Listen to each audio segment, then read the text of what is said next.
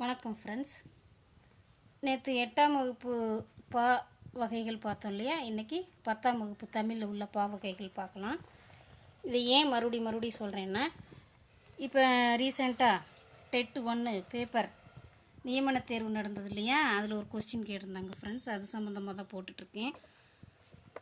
வெண்பா செப்பலோசை, இருவர் உரையாடுவது போன்ற ஓசை.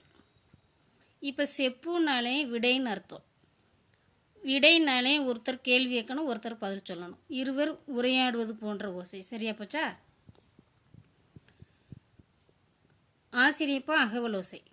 ஒருவர் பேசுதல் போன்ற, அதாவது சொற்பொழிவு ஆற்றுவது போன்ற ஓசை. களிப்பா துள்ளல் ஓசை. கன்று துள்ளினார் போல சீர்தோறும் துள்ளி வரும் ஓசை, அதாவது தாழ்ந்து உயர்ந்து வருவது. வஞ்சிப்பா தூங்குலசை. சீர்தோறும் துள்ளாது தூங்கி வரும் ஓசை, தாழ்ந்தே வருவது.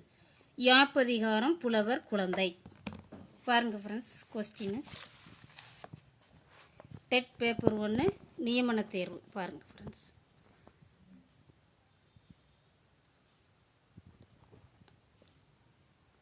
நன்றி ஃப்ரெண்ட்ஸ்.